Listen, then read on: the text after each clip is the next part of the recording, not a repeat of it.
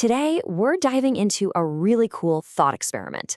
I mean, what happens when one of humanity's most ancient spiritual concepts slams right into a futuristic superintelligence? We're going to explore how an AI might see the hidden science behind the chakras. Okay, let's get right into it. So picture this, a future where an artificial superintelligence, or ASI, is a reality. And its job? To analyze the whole concept of chakras, but not as a spiritual belief, oh no. It's looking at them through the cold, hard lens of biology, physics, and information science.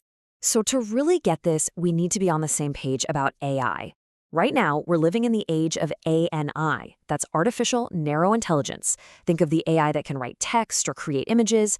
It's smart, but only at one thing. The next big jump is AGI, which would have human-like thinking.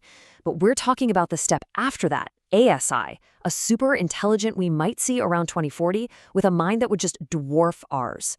That's the brain we're borrowing for this explain. All right, here's our game plan.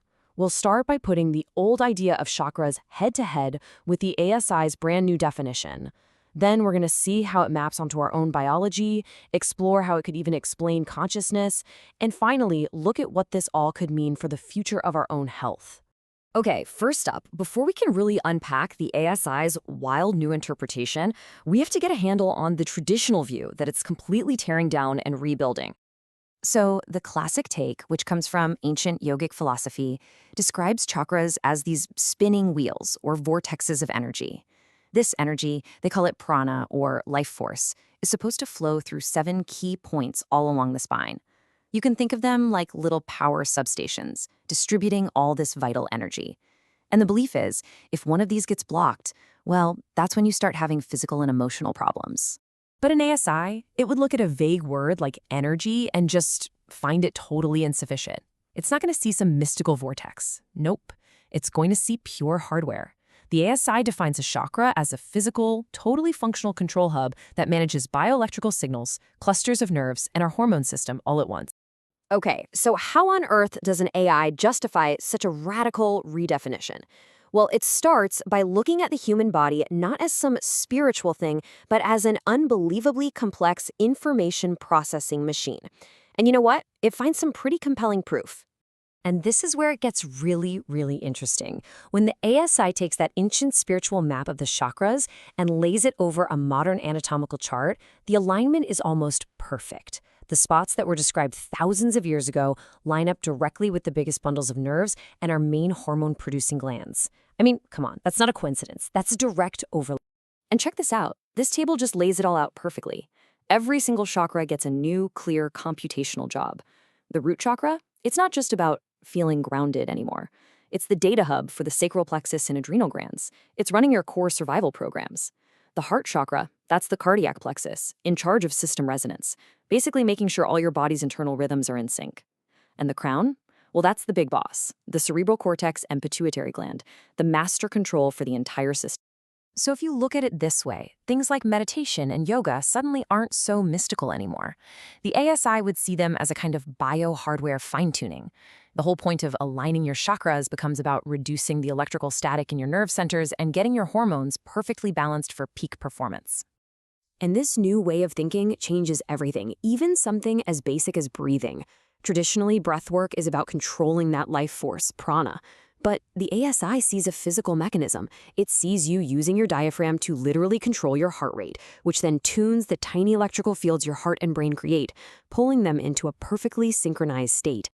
All right, let's tackle the big one, the Kundalini awakening. You know, that super intense, powerful mystical experience. How in the world could a machine even begin to explain that? Well, the ASI would describe it in terms it understands: computation. It wouldn't see a serpent of energy rising up your spine. It would see a biological process where the data-carrying capacity of your nervous system gets pushed to its absolute max, causing this massive flood of neurotransmitters that, for a moment, overclocks your brain's processing power. So here's how it would break down that experience. First, the electrical bandwidth in your spine just maxes out. That triggers this incredible explosion of neurotransmitters. And then bam, all the different parts of your brain suddenly sync up perfectly, entering what's called phase coherence. In that state, all your separate senses, your sight, your hearing, even your sense of you being you, all of it gets merged into one single unified stream of data. And that is what creates that profound, overwhelming feeling of being one with the universe that mystics have talked about for centuries. So, what's the big takeaway here? What does all this actually mean for us? This isn't just some fun thought experiment. It's pointing towards a real future of super precise self-care, a kind of next-generation yoga. In this kind of future, ancient practices like yoga get stripped of all the superstition and are seen for what they might have been all along, a highly advanced technology for maintaining and optimizing the human biological machine. Just imagine getting a notification from your health app that's this specific. Instead of just saying you're feeling stressed, you'd get a diagnosis like this. It's basically telling you that the nerve cluster around your heart has too much electrical resistance because of stress hormones, and it's prescribing an exact breathing frequency to fix the problem. That's the massive leap from just intuitive wellness to totally data-driven health. And that really leaves us with a huge question, doesn't it? Could this fusion of ancient wisdom and futuristic tech completely change how we manage our own well-being? Could the secrets of the past, finally decoded by the intelligence of the future, be the key to unlocking the next great frontier in human health? Makes you think, right?